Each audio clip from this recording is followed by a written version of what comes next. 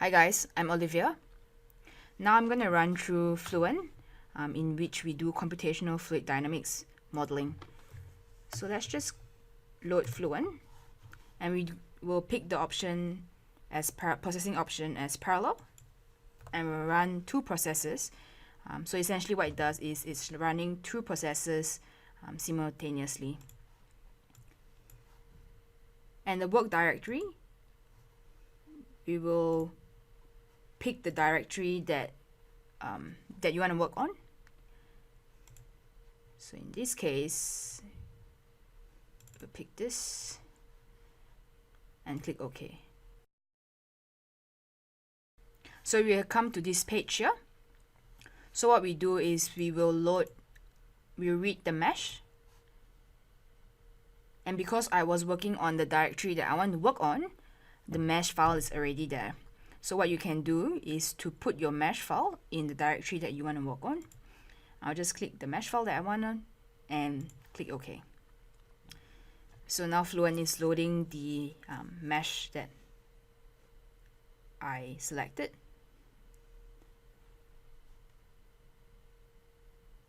Right, so it says done here, but there's nothing on the display. So what we do is we right click, we display, and we display mesh. You can pick what you want to and then click display. So now we have the geometry that we want. So now we have to set up different parts to run a CFD model. So let's just start with models here, and I'll define my model. I will use k omega and the SST model. So SST model essentially is called the shear stress transport model and provides good prediction on flow separation. So we pick that for our work and click OK. So here you can do different things like scaling the mesh, check if the mesh is alright, decide whether you want to do a steady or transient simulation, but now we will just do a steady state. So once you set up the model, we'll move on to material. And because we're working on an artery, and what's in the artery? Basically blood.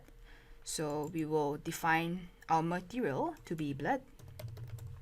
So if you know that, some of you might know that blood is a non-Newtonian fluid, but as you run the simulation, we will just define it as a Newtonian fluid with the density of 1060 and the viscosity of 0.0035.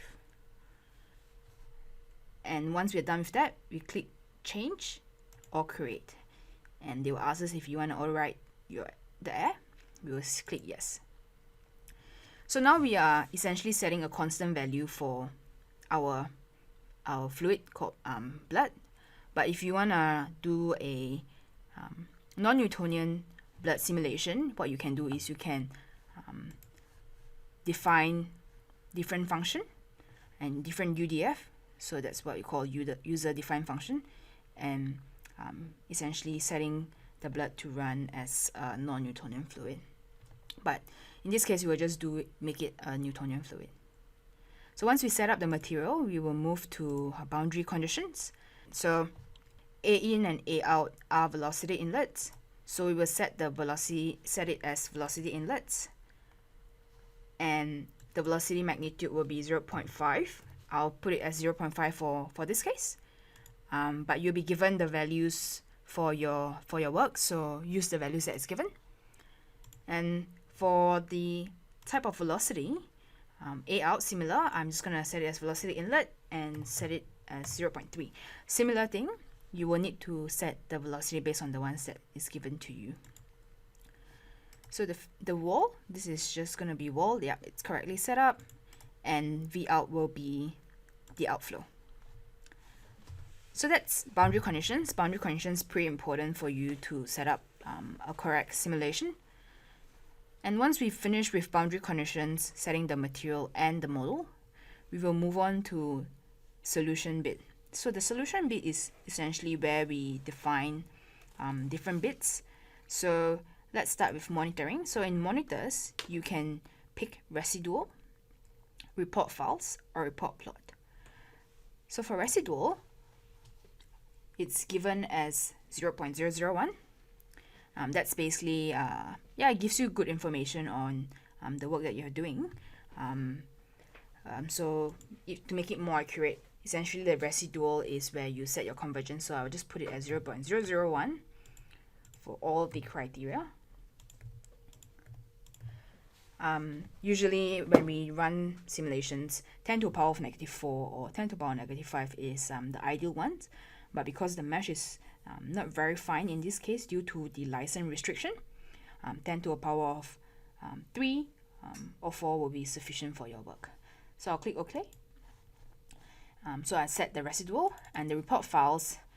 So what you can do is you can set different report files that you want to have. And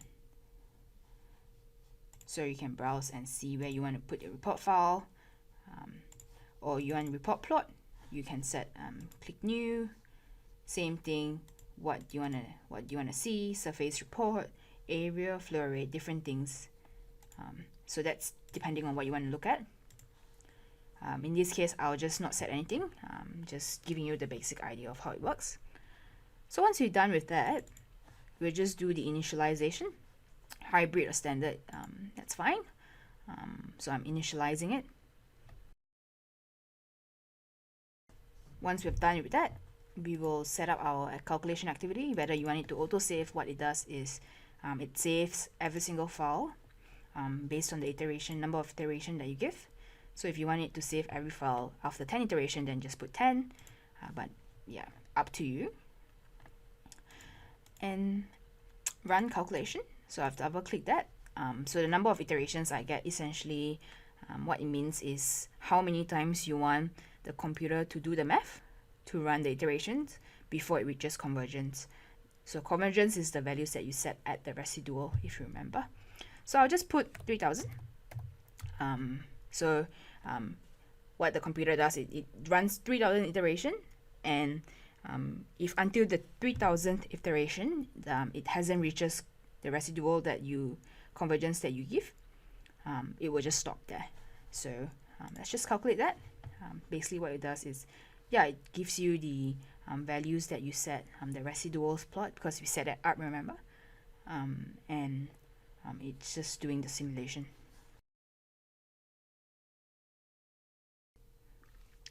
So once we finish the simulation, what we do is we export the data so that we can view it on CFD Post. So CFD Post is the platform where we can see our results. So if you pick this and you pick variable results that you want to look at, and you can pick whatever parameters. So maybe in this case, I'll pick pressure and velocity, and then you just write the file. Same thing, what directory, and then click OK. And that's when you have written your CFD Post files. So in CFD Post, remember the file that we've written. So now let's just load the results that we have in CFD Post. So go back to the directory that you set and pick the file that's compatible for CFD Post, and click open and just click OK. And if you tick this button, you will be able to see the different parts of the geometry, right? So let's say if I want to look at a contour plot of the pressure, I'll just set contour plot, all domains, fistula vol, pressure, depends on what contour plot, maybe 100. Click apply. Yeah, so then you can see the pressure contour of your geometry. You can play with different contour band, transparency. So once you look at your contour plot, there's also different things that you can look at. So like streamline, particle track if you're looking at multi-phase analysis, or vector plots and stuff like that. So that's where you can look at your results. If you want to save results, you can click this Save Results button, figure. If you want to look at the chart, you can click the chart, just so that you can look at different parameters, how it differs across maybe the center line or stuff like that. So it gives you different ways to do it. Alternatively, you can always export the data to MATLAB or Excel that helps you plot better graphs. So it's really up to you. And CFD Post gives you just the visualization of your results in CFD.